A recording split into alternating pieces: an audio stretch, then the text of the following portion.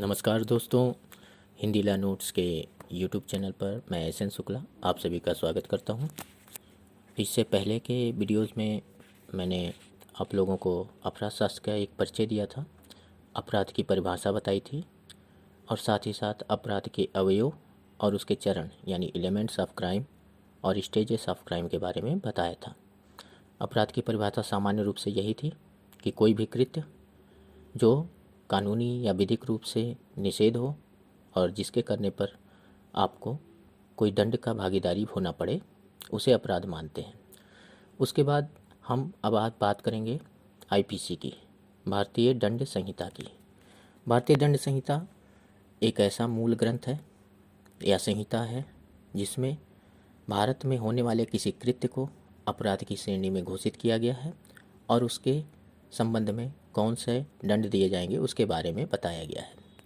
तो आज हम आप लोगों को भारतीय दंड संहिता के चैप्टर 1 की बात करेंगे, जिसमें हम आप लोगों को सेक्शन 1 से लेकर सेक्शन 5 यानी कि धारा 1 से लेकर धारा 5 के बारे में बताएंगे।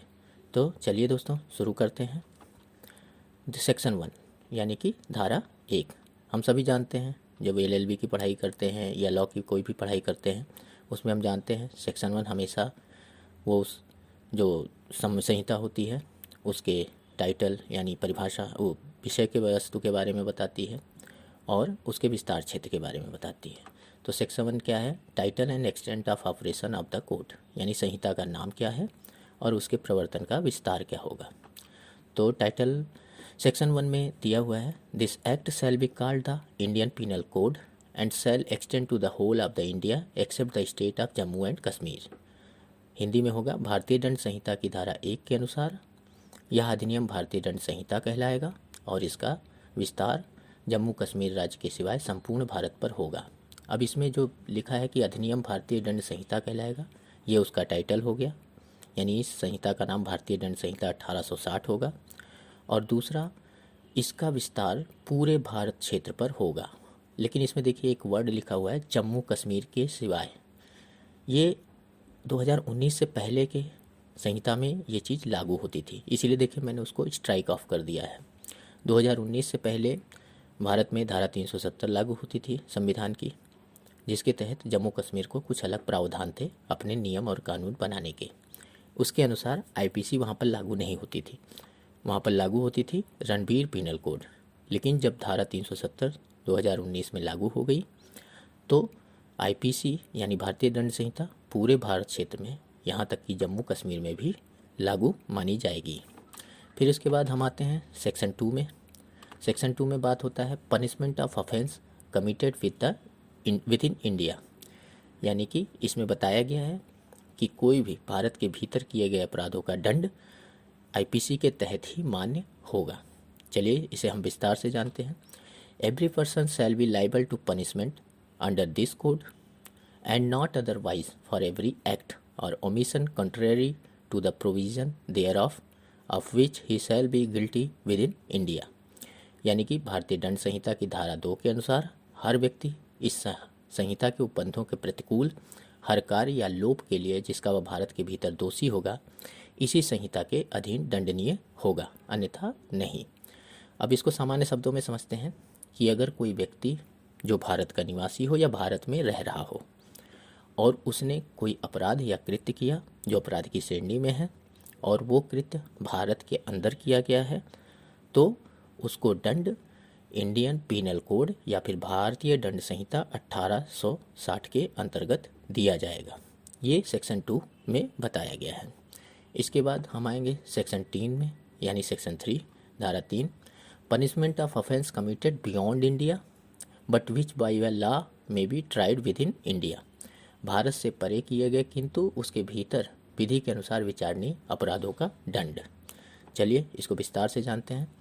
Any person liable by any Indian law to be tried for an offence committed beyond India shall be deal with according to the provision of this code for any act committed beyond India in the same manner as if such act had been committed within India। Hindi में बोलते हैं तो भारत से परे किए गए अपराध के लिए जो कोई व्यक्ति किसी भारतीय विधि के अनुसार विचारण का पात्र हो, भारत से परे किए गए किसी कार्य के लिए उससे इस संहिता के उपबंधों के अनुसार ऐसे निपटा जाएगा मानो वह कार्य भारत के भीतर किया गया था।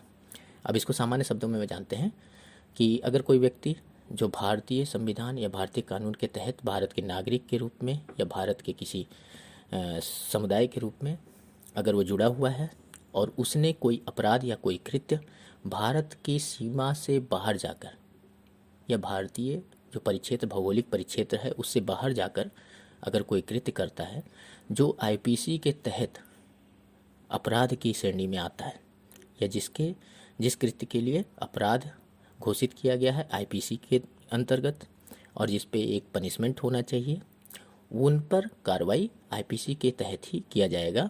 भले वो कृत्य भारत के बाहर हुआ हो तो फिर भी उसे ऐसा ही माना जाएगा जैसे भारत के अंतर्गत हुआ गया हो। उसके बाद हम सेक्शन 4 की बात करेंगे। सेक्शन 4 है extension of code to extraterritorial offences, यानी राज्य क्षेत्रातीत और अपर देशीय अपराधों पर संहिता का विस्तार।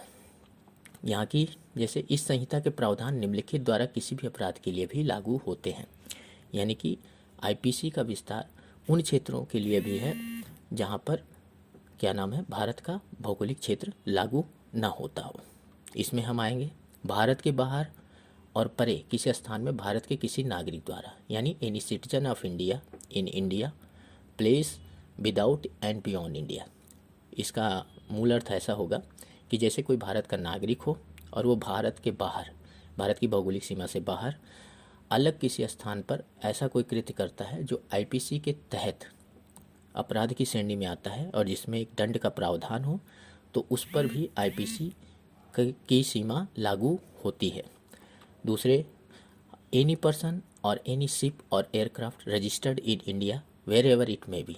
अब देखिए यहाँ पर भारत में पंजीकृत किसी पोत या विमान चाहे वह कहीं भी हो पर किसी व्यक्ति द्वारा किए गए अपराध पर भी लागू होता है। अब देखिए यहाँ पर जो पोत और विमान की बात हम कर रहे हैं वो जो हमने सेक्शन 11 के पर्सन की परिभाषा बताई थी आपको पिछले वीडियोज़ में, उसके तहत लागू होता है। यानी अगर कोई पोत या विमान जो भारत में रजिस्टर्ड हो, यहाँ पर पंजीकृत हो, अगर उस पर कोई व्यक्ति बैठा है या निवास कर रहा है और उसने उस पोत पर ही कोई अपराध किया, कोई कृत्य किया जो अपराध की श्रेणी में आता है, तो उस पर आईपीसी के तहत दंड का अधिकारी भागीदारी है। तो यहाँ पे देखिए पर्सन, शिप और एयरक्राफ्ट भी हो सकता है और उस पर बैठा व्यक्ति भी हो सकता है।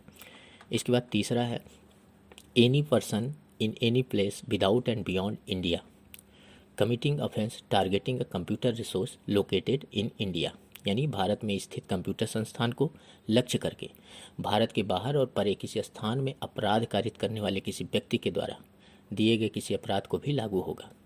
देखिए ये जो तीसरा प्रावधान है ये आईटी एक्ट आने से पहले नहीं था। आईटी एक्ट आने के बाद ये तीसरा प्रावधान जोड़ा गया है जिसमें अगर कोई व्यक्ति किसी स्थान पर हो, चाहे वो भारत के भौगोलिक सीमा में हो या भारत की भौगोलिक सीमा के बाहर हो, अगर उसने कोई ऐसा कृत्य किया जो भारत में स्थित किसी कंप्यूटर संस्थान या फिर मान लीजिए किसी सर्वर के को हैक करने का या उसको छेड़छाड़ करने का कार्य करता है तो उस पर भी आईपीसी की धारा लागू होगी। साथ ही साथ आईटी एक्ट की जो नियमित धाराएं होती हैं वो भी लागू होंगी। ये तीसरा बाद में जोड़ा गया है आईटी एक्ट आने के बाद। इसके बाद इसमें स्पष्टीकरण देख लीजिए कि अपराध शब्द को कैसे जोड़ा जाए, कैसे माना जाए। तो यहाँ पर अपराध उन सभी कृत्यों का अपराध माना जाएगा भले वो भारत के बाहर किए गए हों, लेकिन अगर वो कृत्य भारत के सीमा के अंतर्गत किया जाता और उसके आईपीसी के तहत उस कृत्य को अपराध माना जाता तो भारत के बाहर किए गए भी कृत्य भले वो वहाँ पे उस स्थान पर अपराध ना हो लेकिन उन्हें अपराध की श्रेणी में जोड़ा जाएगा। ये यहाँ पर स्पष्टीकरण अपराध की परिभाषा के रूप में दिया गया है, यानी कि अपराध शब्द के अंतर्गत भारत से बाहर किया गया ऐसा हर कार्य आता है जो यदि भारत में किया जाता तो इस संहिता के अधीन दंडनीय होता। इसके बाद हम लोग आएंगे सेक्शन 5 पे। सेक्शन 5 के अंतर्गत है कि कुछ विधियों पर इस अधिनियम द्वारा प्रभाव न डाला जाना, यानी certain laws not to be affected by this law. जैसे कि आईपीसी लागू तो सब पे हुआ, सभी नागरिकों पे, भौगोलिक क्षेत्र पे, पूरे भारत के भौगोलिक क्षेत्र पे लागू होगा। लेकिन कुछ ऐसे प्रावधान हैं जिन पर आईपीसी के तहत कार्रवाई नहीं की जाएगी। वो प्रावधान कौन कौन से हैं, चलिए जानते हैं। Nothing in this act shall affect the provision of any act for punishing mutiny and desertion of officers, soldiers, sailors और airman in the service of the government of India और the provision of any special और local law. यानी कि इस अधिनियम में की कोई बात भारत सरकार की सेवा के ऑफिसरों, सैनिकों, नौसैनिकों या वायु सैनिकों द्वारा विद्रोह और अभित्यजन को दंडित करने के वाले किसी अधिनियम के उपबंधों या किसी विशेष या स्थानीय विधि के उपबंधों पर प्रभाव नहीं डालेगी। अब यहाँ पर क्या बताने की कोशिश किया जा रहा है कि अगर कोई भारत सरकार का ऑफिसर है या भी भारतीय सेना का कोई अधिकारी या सैनिक है, चाहे वो वायुसेना हो, चाहे वो थल सेना हो, चाहे वो जल सेना हो, उसका जो भी अधिकारी या सैनिक है उस पर उनके कुछ नियम है, उसके तहत कार्रवाई होती है। जैसे कोई अगर ऑफिसर है तो उस पर सीसीएस कंडक्ट रूल के तहत कार्रवाई होगी, और अगर कोई सेना का ऑफिसर है तो उस पर कोर्ट मार्शल के तहत कार्रवाई की जाएगी, और इसी के अनुसार उन पर सारी कार्रवाई होगी। तो सेक्शन 1 से लेकर सेक्शन 5 में हमने ये जाना। अगर आपको अच्छा लगा हो तो आप लाइक करें। धन्यवाद।